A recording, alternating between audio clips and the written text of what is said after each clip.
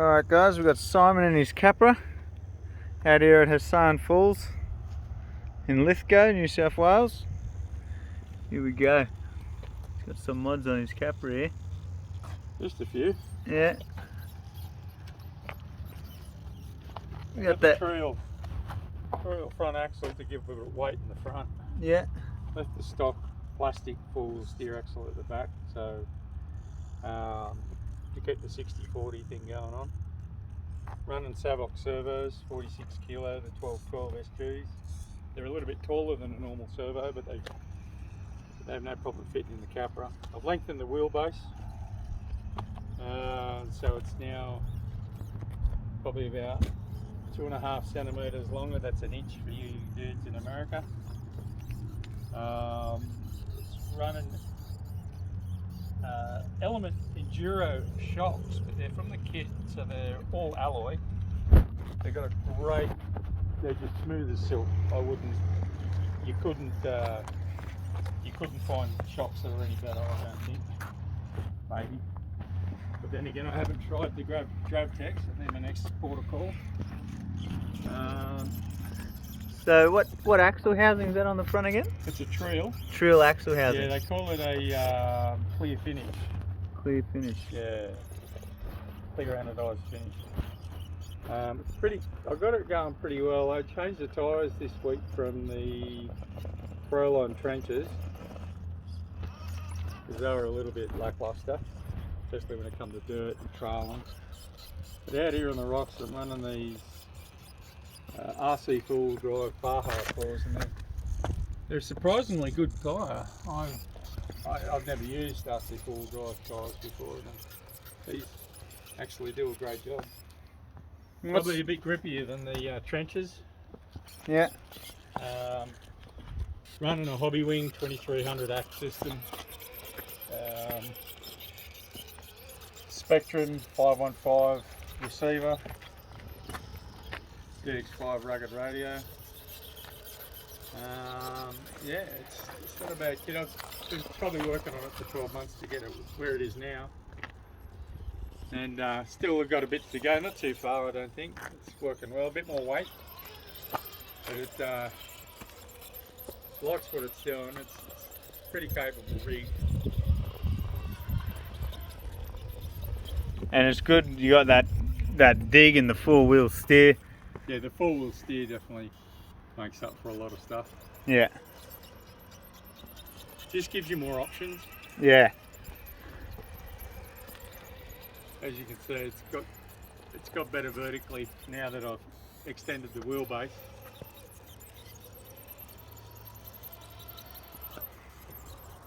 It's a pretty smooth rig all round. Bit squeaky at the moment because it needs a bit of TLC, but other than that, a little bit of lubrication in there. Yeah, we all need a bit of lubrication now and then. Oh yeah. So yeah, it's a great little rig. I'm running the stock plastic tyres. Probably the next upgrade is going to be alloy rims. Yeah. To get myself a pair that the portals fit in, because I've made that mistake. Probably, I don't know, the next upgrade other than that, I'll just buy tyres, I think. Yeah. I'm going to get another radio for it. The DX5 rugged's a bit, there you go, and I can't really have any dialing with the four-wheel steer. It's either on or off. So I want to get something with a potentiometer so I can independently steer the rear. Yep. But it's, as far as it's concerned, it's a good. It's surpassed all my expectations. Yeah. So I like to open wheel buggies. Always have. So.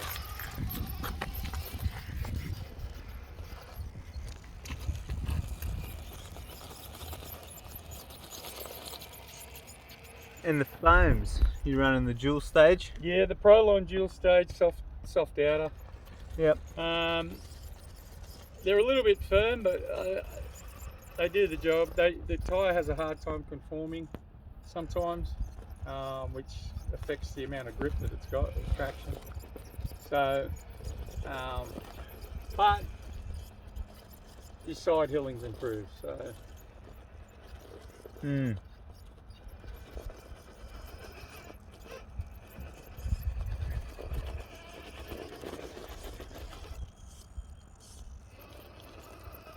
Yeah, that's where that rear steer just come in handy then. yeah. Swing the back end back around there. And it's good that the Capras, they've got that good wide stance as well. Yeah, if you put the if you put some extended hexes on there, you probably get another 10 mil out of the wheelbase. I find that wheelbase can sometimes be a hindrance as much as a Benefit? a help. Yeah. Because the especially when I'm following the trail rigs, they have a real. Especially when I'm following the trail rigs, they have a they have the advantage of the short wheelbase and the narrow wheelbase, and I think each has got their positives. Yep. But Well, they're two different animals. Your trail truck to going into the Capra. yeah, that's right. You know. So horses for courses. Yep.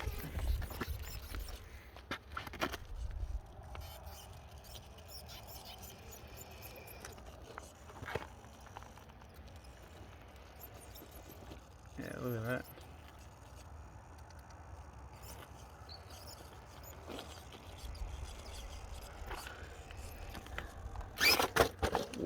Oh, nice landing.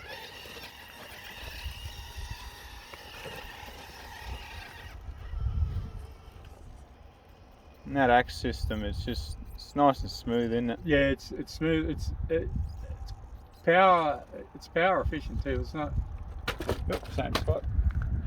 Yeah, it's not as hungry as other motors, but as soon as you start hooking, I'm running 3 servos. There's a forward and forward and rear servo, front and rear servo, 4-wheel steer, plus the dig function. The dig is a Reefs 99, and it's running on 7.4 volts, which they can run up to 8.4 volts. But yeah, they're you need to get a good dig servo for it. You can also get what I've got on there is the Vader skid plate, and they come with with a system that allows you to use different motors with a different plate, and also you can use a full size dig servo as well. Takes up a lot of room though. I found there's not a lot of working room in the Capra once you take it apart, once you fit all the electronics in. A good way to go is probably the 2-in-1 brushless systems, like the Hobbywing Fusion 2-in-1. But it seems to be a little bit too long for the Capra, which you sort of need to make modifications in order to fit it. But it's a brilliant motor for that rig. The other option is the axe system, which is essentially the same deal. They say it's the same deal, but I've got a Fusion in the 6x6, in the axial 6x6, and it's way smoother than the axe system, just a heap smoother. So as far as how they're rated, I'd say that the Fusion is the smoother of the two. Prefer the Fusion over the axe? Yeah, for its workability, ease of use, smooth, drop it in, no room, no extra room taken up or needed. You got a couple of wires which are hella long, by the way. They're about a foot long, which means that you got, you know, you're pretty limited in what you can and can't fit into underneath the drivers there. So, and I know Spectrum have brought out a 2-in-1 system similar to the Fusion, and it's slightly shorter, which means it can. So I've heard that it can fit in the Capra without changing the skid plate or any of the other details in there. No modifications needed. But I'm not 100% on that. That's just what I've heard. Yeah. But yeah, as far as motors concerned, I've had a 35 turn brush motor in. I've had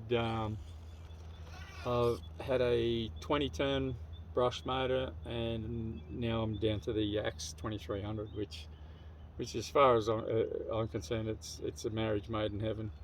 Hmm. You know, nice and slow, good crawlability. Yeah, you can't go wrong with those.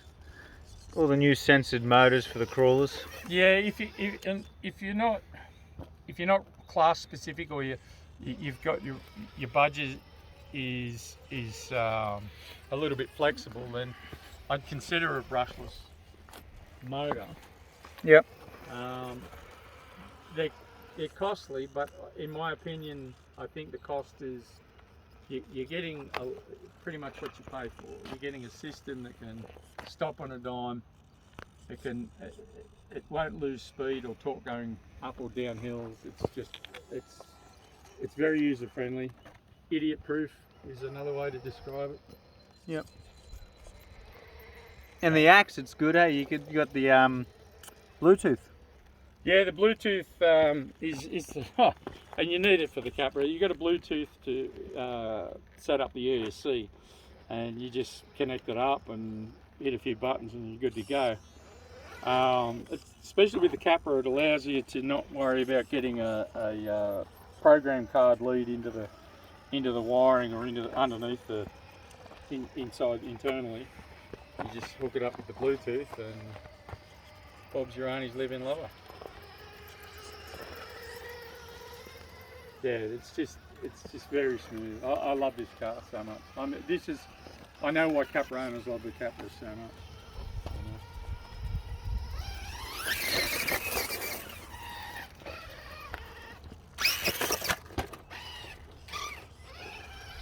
They got good wheel speed too, eh, with that motor. Yeah, if you want a bit of pep, you got it. Look at it just creep up there. Yeah, those RC four-wheel drive Baja claws.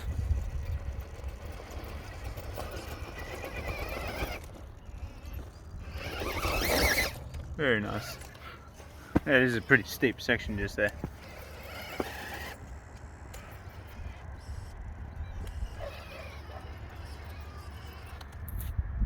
Alright guys, that's Simon's Capra. So there sure be more videos of that up on the channel for everyone. We're getting the TRX4. We're going to do most of the Element series of vehicles. Pretty much all of them. Yeah. So keep tuned.